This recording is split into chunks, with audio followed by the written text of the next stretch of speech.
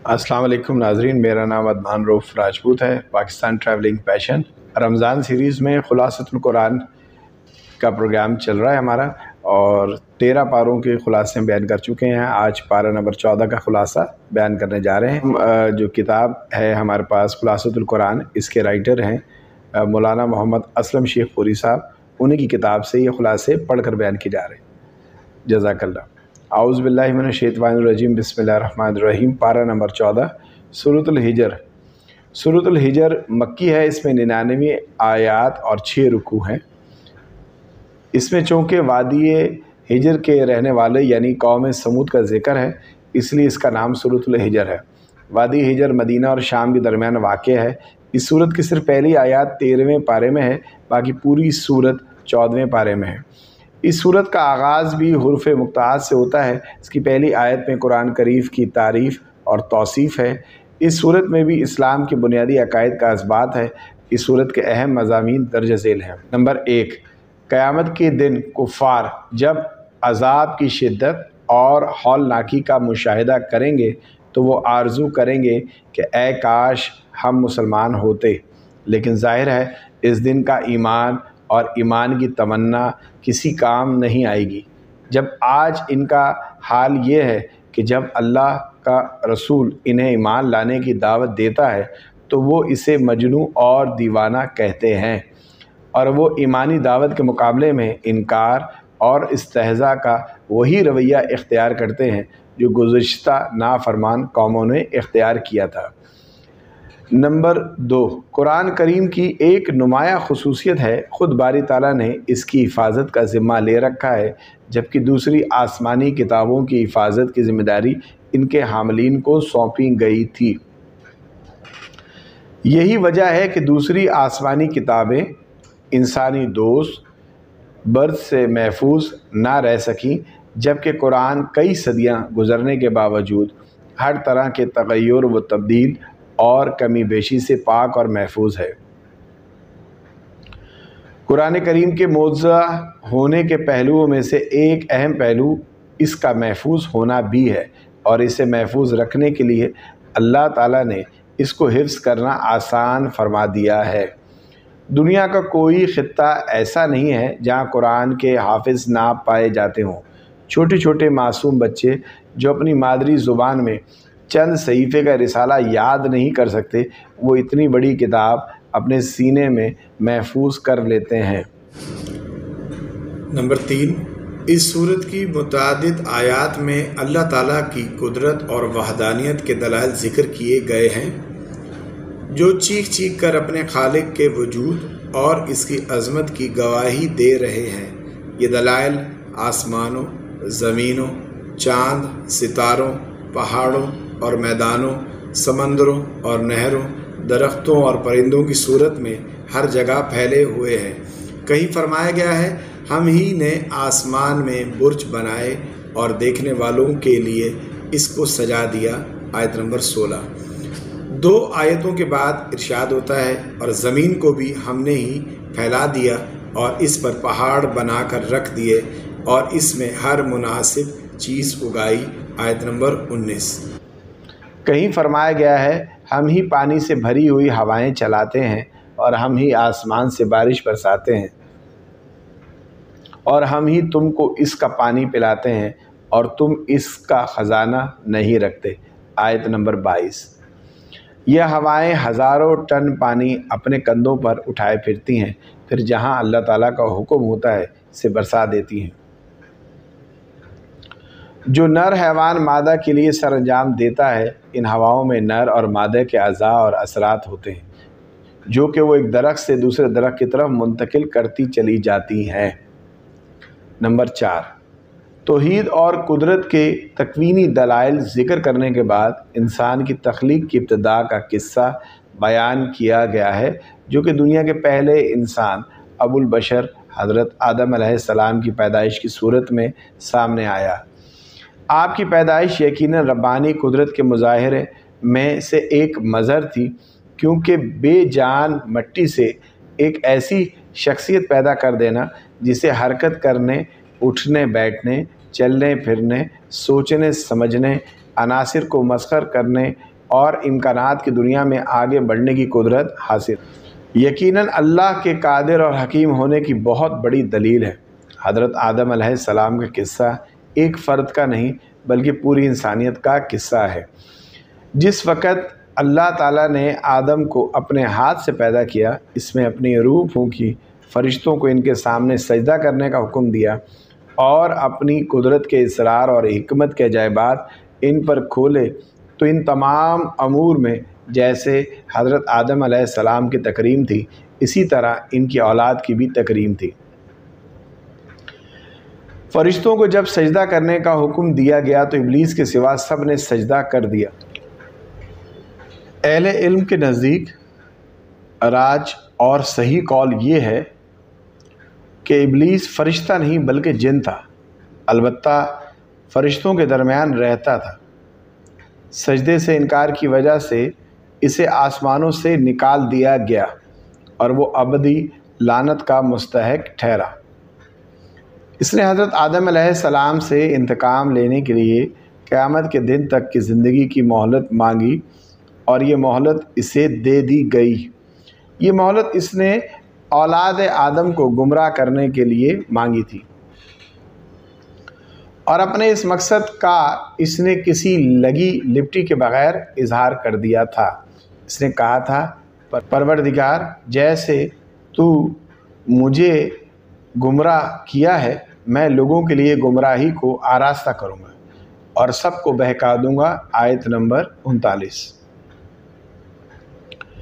اسے کہہ دیا گیا کہ تم سے جو کچھ ہو سکتا ہے کر لو، اور جو میرے بندے ہیں ان پر تو تمہارا کوئی داؤ نہیں چلے گا، البتہ جو ابدی شقی اور فطرت کے خبیث ہیں وہ تمہاری اتباع کریں گے، اور ان کے لیے میں نے جہنم تیار کر رکھی ہے جس کے 7 دروازے ہیں، اور ہر ایک دروازے کے لیے ان میں سے جماعتیں تقسیم کر دی گئی ہیں۔ آیت نمبر 44۔ چونکہ قرآن کا انداز یہ ہے کہ وہ ترہیب کے ساتھ ترغیب اور دوزخ کے ساتھ جنت کا بھی تذکرہ کرتا ہے، اس لیے شیطان کی اتباع کرنے والوں کے تذکرے کے بعد ان سعادت مندوں کا تذکرہ کیا گیا ہے جو امن اور سلامتی کی جگہ یعنی جنت میں ہوں گے۔ وہاں انہیں نہ تھکاوٹ ہوگی، نہ کوئی تکلیف اور پریشانی۔ ان کے سینے ایک دوسرے کے بارے میں صاف ہوں گے۔ نمبر 5، جنت جیسی امن و سلامتی اور راحت و اطمینان کی جگہ کا ذکر کرنے کے بعد سورہ ہجر بندوں پر اللہ تعالیٰ کے فضل و احسان اور رحمت کا ذکر کرتی ہے۔ بندہ کتنا ہی گنہگار کیوں نہ ہو، اسے اللہ تعالیٰ کی رحمت سے مایوس نہیں ہونا چاہیے، کیونکہ اللہ تعالیٰ سارے گناہوں کو معاف کر سکتا ہے اور اس کی رحمت اس کے غضب پر غالب ہے۔ ارشاد ہوتا ہے، اے پیغمبر میرے بندوں کو بتا دیجئے میں بڑا بخشنے والا ہوں اور مہربان ہوں، اور یہ کہ میرا عذاب دردناک ہے۔ آیت نمبر 49-50۔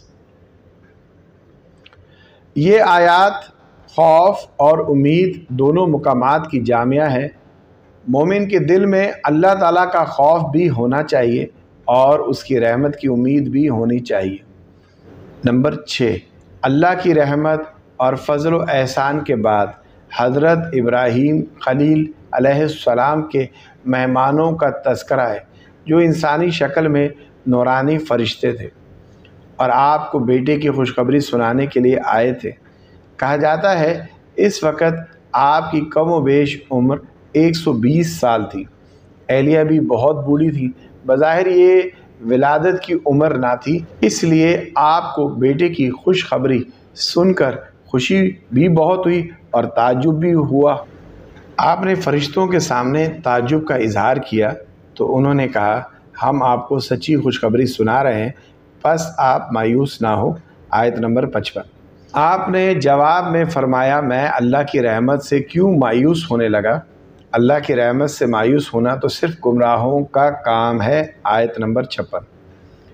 میرے سوال کرنے کا مقصد تو یہ معلوم کرنا ہے، یوں ہی بڑھاپے میں ہمیں بیٹا دیا جائے گا یا جوانی لوٹا کر اور کسی دوسری عورت سے شادی کرنے کے بعد۔ نمبر 7، فرشتے حضرت ابراہیم علیہ السلام کو خوشخبری سنا کر حضرت لوط علیہ السلام کی خدمت میں حاضر ہوئے اور ان سے درخواست کی کہ آپ اپنے گھر والوں کو ساتھ لے کر رات ہی کو اس بستی سے نکل جائیے، کیونکہ آپ کی بستی والے گناہوں کی سرکشی میں اتنے آگے نکل گئے ہیں کہ اللہ تعالیٰ نے ان کے ناپاک وجود سے زمین کو پاک کرنے کا فیصلہ کر لیا ہے۔ ایسا ہی ہوا، ارشاد باری تعالیٰ ہے۔ سو ان کو سورج نکلتے نکلتے چنگھاڑ نے آ پکڑا اور ہم نے اس شہر کو الٹ کر نیچے کا اوپر کر دیا اور ان پر کنکر کی پتھریاں برسائیں۔ آیت نمبر 74۔ نمبر 8، وادی حجر کے رہنے والے یعنی حضرت صالح علیہ السلام کی قوم بھی ظلم اور زیادتی کی راہ پر چل نکلی تھی اور بار بار سمجھانے کے باوجود بت پرستی کو چھوڑنے کے لیے آمادہ نہیں ہو رہی تھی۔ انہیں مختلف معجزات بھی دکھائے گئے، بالخصوص پہاڑی چٹان سے اونٹنی کی ولادت کا معجزہ، جو کہ حقیقت میں کئی معجزوں کا مجموعہ۔ اونٹنی کا چٹان سے برآمد ہونا، نکلتے ہی اس کی ولادت کا قریب ہونا، اس کی جسامت کا غیر معمولی بڑا ہونا، اس سے بہت زیادہ دودھ کا حاصل ہونا، لیکن ان بدبختوں نے اس معجزے کی کوئی قدر نہ کی، بجائے اس کے کہ وہ اسے دیکھ کر ایمان قبول کر لیتے۔ انہوں نے اس اونٹنی کو ہلاک کر دیا، چنانچہ وادی حجر والے بھی عذاب کی لپیٹ میں آ کر رہے۔ سورہ حجر کے آخر میں نعمت قرآن کا ذکر ہے، جس سے یہ نعمت حاصل ہو جائے اسے مالداروں کی طرف نظر اٹھا کر بھی نہیں دیکھنا چاہیے، اور حضور اکرم صلی اللہ علیہ وآلہ وسلم کو حکم دیا گیا ہے کہ آپ کی طرف حق نازل کیا گیا، اسے کھول کر بیان فرما دیجیے۔ گویا گزشتہ سورت کی طرح اس سورت کی ابتدا اور اختتام بھی قرآن پر ہوا۔ سورہ نحل، سورہ نحل مکی ہے، اس میں 128 آیات اور 16 رکوع ہیں۔ نحل شہد کی مکھی کو کہتے ہیں، چونکہ اس سورت میں شہد کی مکھی کا ذکر آیا ہے اس لیے اس کا نام سورہ نحل ہے۔ شہد کی مکھی بھی عام مکھیوں جیسی ایک مکھی ہے، لیکن وہ حکم الہی سے ایسے حیرت انگیز کام کرتی ہے جن کو کرنے سے انسانی عقل عاجز ہے۔ خواہ چھتہ بنانے کا عمل ہو یا آپس میں مختلف ذمہ داریوں کی تقسیم، یا دور دراز واقع درختوں، باغات اور فصلوں سے قطرہ قطرہ شہد کا حصول، ان کا ہر عمل بڑا ہی عجیب ہوتا ہے۔ ان کے بنائے ہوئے چھتے 20 سے 30 ہزار تک خانے ہوتے ہیں۔ یہ خانے مسدس ہوتے ہیں اور آج کے کسی جدید ترین آلے سے اگر ان کی پیمائش کی جائے تو ان میں بال برابر فرق نہیں ہوتا۔ پھر اس چھتے میں شہد جمع کرنے کا گودام، بچے جننے کے لیے میٹرنٹی ہوم اور فضلے کے لیے اسٹور سب الگ الگ ہوتے ہیں۔ ہزاروں مکھیوں پر ایک ملکہ حکمرانی کرتی ہے۔ اس چھوٹی سی مملکت میں اس کا سکہ چلتا ہے اور اسی کے حکم سے ڈیوٹیوں کی تقسیم ہوتی ہے۔ چھتے پر کام کرنے والی مکھیوں میں بعض دربانی کے فرائض انجام دیتی ہیں، بعض انڈوں کی حفاظت کرتی ہیں، بعض نابالغ بچوں کی دیکھ بھال کرتی ہیں، بعض انجینئرنگ اور چھتی کی تراش خراش اور تعمیر میں لگی رہتی ہیں۔ جب کسی مکھی کو تلاش و جستجو کے دوران کسی جگہ پر شہد کی موجودگی کا پتہ چلتا ہے تو وہ آپ واپس آ کر ایک خاص قسم کے رقص کے ذریعے دوسرے ساتھیوں کو منزل تک پہنچنے کے لیے راستے کی نشاندہی کرتی ہے، لیکن یہ احتیاط ضرور کرتی ہے کہ جس پھول کو وہ نچوڑ چکی ہوتی ہے اس پر ایک خاص قسم کی نشانی چھوڑ آتی ہے، تاکہ بعد میں آنے والی کارکن کا وقت ضائع نہ ہو اور اسے خجل خراب نہ ہونا پڑے۔ اگر کوئی مکھی غلطی سے گندگی پر بیٹھ جائے یا کوئی زہریلا مواد لے آئے تو چیکنگ پر مامور عملہ اسے باہر روک لیتا ہے اور اسے جرم کی سزا کے طور پر زہر کھلانے والوں کو عبرت کا نمونہ بنا دے۔ اللہ تعالیٰ فرماتے ہیں، مکھی یہ سارے کام ہمارے حکم سے کرتی ہے، اور فرمایا بے شک سوچنے والوں کے لیے اس میں نشانی ہے۔ آیت نمبر 69۔ اگر کوئی غیر متعصب انسان مکی کی زندگی پر ہی غور و فکر کر لے تو وہ اللہ کے وجود اور اس کی قدرت و حکمت کو تسلیم کے بغیر نہیں رہ سکتا۔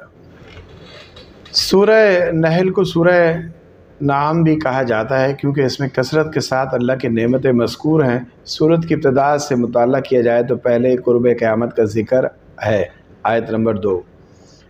پھر اللہ کی نعمتوں کے بیان کا سلسلہ شروع ہو جاتا ہے کہ اس نے زمین کو فرش اور آسمان کو چھت بنایا، انسان کو نطفے سے پیدا کیا، چوپائے پیدا کیے جن میں مختلف منافع بھی ہیں اور وہ اپنے مالک کے لیے فخر و جمال کا باعث بھی ہوتے ہیں، گھوڑے، خچر اور گدھے پیدا کیے جو بار برداری کے کام آتے ہیں اور ان میں رونق اور زینت بھی ہوتی ہے۔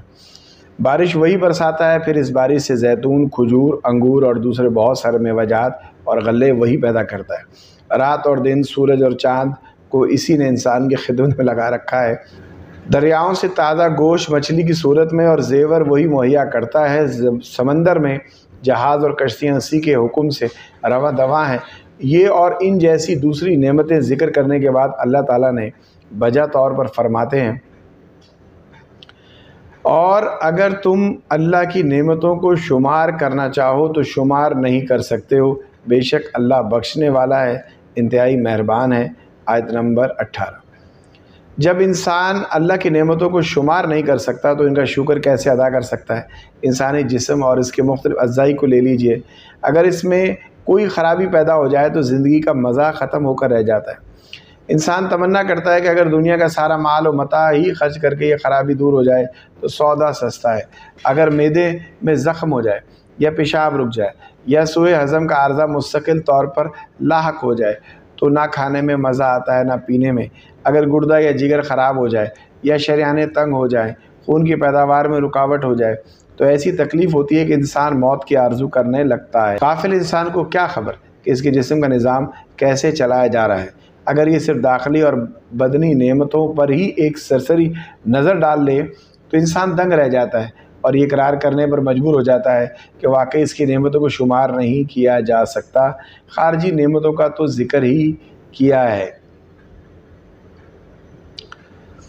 جامع ترین آیت، اس صورت میں وہ جامع ترین آیت ہے جس کے بارے میں حضرت عبداللہ ابن مسعود رضی اللہ تعالیٰ عنہ فرماتے ہیں، قرآن کریم کی آیت خیر و شر کی سب سے زیادہ جامع ہے۔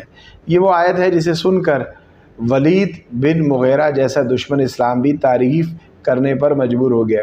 اس کی جامعیت ہی کی وجہ سے حضرت عمر بن عبدالعزیز رحمۃ اللہ علیہ کے زمانے سے اسے ہر خطیب خطبہ جمعہ میں پڑھتا ہے۔ یہ سورہ نحل کی آیت نمبر 90 ہے۔ اس آیت میں 3 باتوں کا حکم دیا گیا ہے اور 3 باتوں سے منع کیا گیا ہے۔ عدل و احسان اور قرابت داروں کو دینے کا حکم دیا گیا ہے، اور فحشہ یعنی ہر کبھی قول و عمل، منکر ہر وہ عمل جسے شریعت نے منع کیا ہے۔ عدل، احسان اور قرابت داروں کو دینے کا حکم دیا گیا، اور فحشہ یعنی ہر کبھی قول اور عمل۔ عدل، احسان اور عدل، احسان اور قرابت داروں کو دینے کا حکم دیا گیا ہے، اور فحشہ یعنی ہر کبھی قول و عمل، منکر ہر وہ عمل جسے شریعت نے منع کیا، اور بخی حد سے تجاوز کر جانا جیسے تکبر، ظلم اور حسد وغیرہ سے منع کیا گیا ہے۔ نمبر 1، عدل کا حکم عام ہے۔ احکام اور معاملات میں بھی عدل ضروری ہے، فرائض اور واجبات میں بھی، اولاد کے ساتھ بھی، دوستوں اور دشمنوں کے ساتھ بھی، اپنے پرائے کے ساتھ بھی، اور بیویوں، خادموں اور ملازموں کے ساتھ بھی۔ نمبر 2، ہر اچھا عمل احسان ہے۔ احسان کا تعلق اللہ کے ساتھ بھی ہے، جماعت اور خاندان کے ساتھ، یہاں تک کہ حیوانوں کے ساتھ بھی احسان کا حکم ہے۔ یوں تو ہر مستحق کی مدد کرنی چاہیے، لیکن قرابت کے ساتھ تعاون کرنے کا دوہرا اجر ملتا ہے۔ نمبر 4، ہر ایسا عمل جس کی قباحت بالکل واضح ہو وہ فحشہ ہے، جیسے زنا، لواطت، شراب، جوا وغیرہ۔ نمبر 5، منکر ایسے اعمال جو شریعت کی نظر میں قبیح اور جن سے طبع سلیم نفرت کرتی ہے۔ نمبر 6، باقی یہ ہے کہ انسان کی عزت و حرمت اور ان کے اموال اور جانوروں پر زیادتی کی جائے۔ سورت کے اختتام پر حضرت ابراہیم علیہ السلام کی تعریف کی گئی ہے۔ وہ زندگی بھر توحید خالص پر جمے رہے۔ حضور اکرم صلی اللہ علیہ وآلہ وسلم کو ان کی ملت کی اتباع کا حکم دیا گیا ہے، اور یہ ہے کہ آپ لوگوں کو حکمت اور موعظہ حسنہ کے ساتھ اللہ کی طرف بلائیں اور اس راہ میں پیش آنے والے مصائب پر صبر کریں۔ سورت کی ابتدائی آیت ان لوگوں کے جواب میں نازل ہوئی تھی جو آپ سے جلد عذاب کا مطالبہ کرتے تھے۔ ایسے فضول مطالبوں سے آپ کی طبیعت کا مقدر ہونا یقینی تھا، جبکہ آخری آیت میں آپ کو صبر کرنے اور تنگ دل نہ ہونے کی تلقین کی گئی ہے، لہٰذا ابتدا اور انتہا میں مناسبت بالکل واضح ہے۔ الحمدللہ پارہ نمبر 14 بھی اختتام پذیر ہوا۔ پروردگار میرا پڑھنا آپ کا سننا قبول فرمائے۔ صدق اللہ العلی العظیم۔